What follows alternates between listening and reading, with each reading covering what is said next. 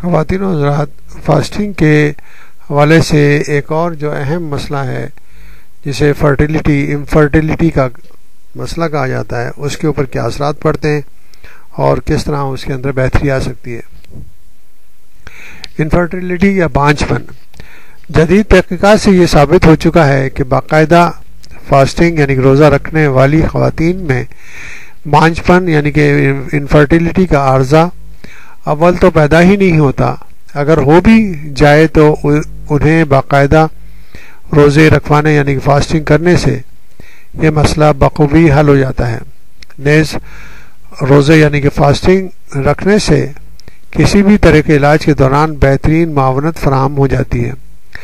Japan میں کی جانے والی ایک تحقیق کی روشنی میں یہ ثابت ہو چکا ہے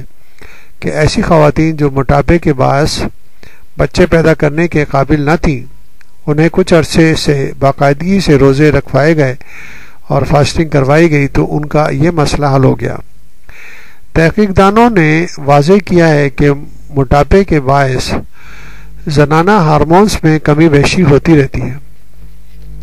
جس کی وجہ سے بیضہ ریزی یعنی کہ اووریز سے اووم کا پیدا ہونے کے عمل متاثر ہونے لگتا ہے۔ اگر یہ سلسلہ کچھ عرصے لگاتار چلتا رہے تو عورت مستقلاً بانجھ پن کا یعنی کہ انفرٹیلیٹی کا شکار ہو سکتی ہے۔ اس لیے ایسی صورت میں فاسٹنگ ہی وہ واحد ڈھال ہے جو مختلف موذی امراض سے بچا کر خواتین کی گود ہری کر سکتا ہے۔ اس طرح مردوں میں بھی روزے رکھنے سے یعنی کہ فاسٹنگ سے بہتری واقع ہوتی ہے۔ اس سلسلے میں کیلیفورنیا میں کی گئی ایک تحقیق سے پتہ چلا ہے کہ ایسے حضرات جو لاولد تھے، انہیں جب روزے رکھوائے یعنی کہ فاسٹنگ کروائی گئی تو اس دوران ادویہ بھی استعمال کرائی گئی، تو ایسے افراد کے مقابلے میں جنہیں ادویات تو دی گئیں لیکن فاسٹنگ نہ کروائی گئی، بہت جلد بہتری واقع ہوئی۔ تو ہم نے یعنی کہ آپ کو بتانا چاہیں گے کہ فاسٹنگ کے ذریعے کتنے بڑے مسائل یعنی کہ انفرٹیلیٹی کے مسائل بھی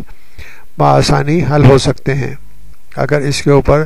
مزید تحقیق کی جائے تو ہمیں اور بہت سارے بہتر معلومات ہمیں معلوم ہوں گی۔